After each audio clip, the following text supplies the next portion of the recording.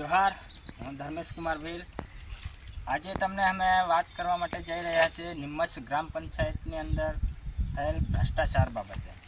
હવે એમાં જે ભ્રષ્ટાચાર થયેલ છે એની વિગત હું તમને ડિટેલમાં સમજાવીશ કે જે હેડપંપ પર હું હાલ બેઠેલો હતો એ જ હેડપંપની સાવન માતાના મંદિર પર ઓલરેડી લગભગ અહીંયા 2017 અને 18નો જે બોર વિથ મોટરનું ઓલરેડી જૂનું કામ થયેલ હતું અને અહીંયા બોર વિથ મોટર ઓલરેડી મૂકેલી હતી અને 2021-22નું જે હેડપંપનું નવું 15મું નાણાં પંચનો જે હેડપંપ આવ્યો હતો એ જ હેડપંપ જૂનો બોર વિથ મોટરની ઉપર ખાલી હેડપંપનું મોડિયું લગાવવામાં આવ્યું હતું અને એ તમે અહીંયા જોઈ શકો છો. કાયદેસર અહીંયા લખેલું છે 15મું નાણાં પંચ વર્ષ 2021-22 નિમ્મસ ગરબાડા લખેલું છે અને તમે અહીંયા જોઈ શકો છો. અમે કંઈ ખોટું બતાવવાના નથી, જે છે એ જ બતાવીશું અને તમામ બાબત જે અશોકભાઈએ બતાવી છે એ જ અરજીની અંદર અમે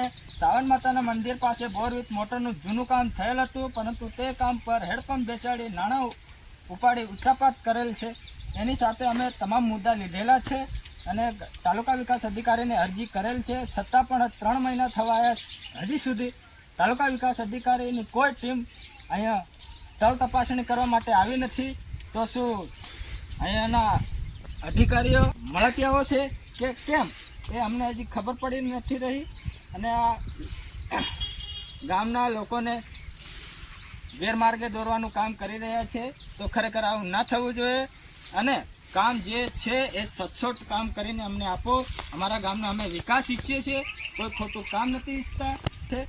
જોહાર.